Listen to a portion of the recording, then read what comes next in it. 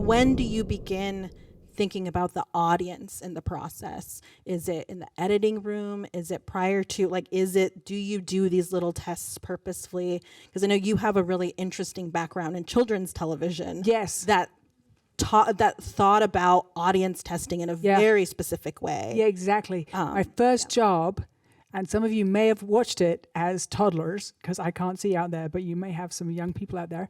My very first job out of film school, I got it when I was actually still in grad school, with Andrew, who's somewhere in the audience. Yes, we were in grad school together. And my first job was directing Nickelodeon's Blue's Clues. I did 20 episodes of that show. Yes. Yes, it's such a fun job and such good training, actually.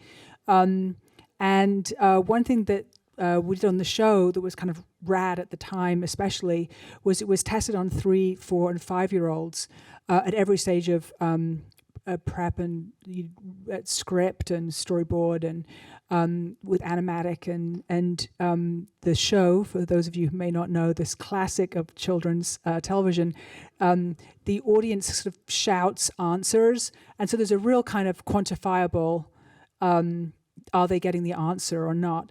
And I really learned that, for example, if the host is asking, what does Blue the dog want to eat today?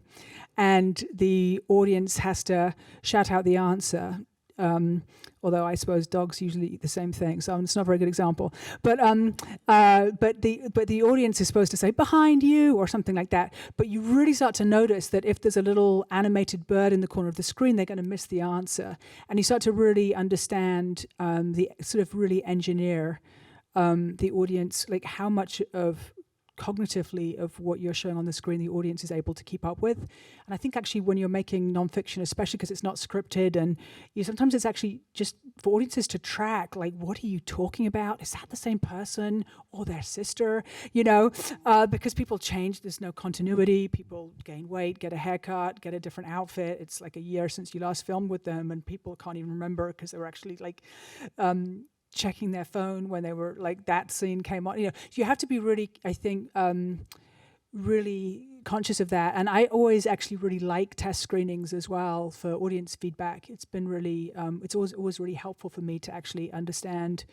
how much people are getting, and I always will deliberately solicit negative feedback, like, where are you bored? Who do you hate? What do you want cut? Where were you confused? What bugs you about this whole thing?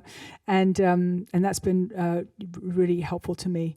And back to that, I think that story question is really key because I do think it's a kind of quite narrative. It's very exacting, the narrative of film. The attention span is very hard taskmaster. And it's tough to feed a narrative, and I think stories do that. And to try and make it start from a topic and find a story that can carry the audience's attention. There's loads of such important topics in the world, but how do you keep people's attention and pull it through a story and really pay off that time that they're giving you? So I always think about the generosity of the audience giving you that time and attention, and how do you really make that a rich and rewarding experience when there's so many other things you're competing with for their time.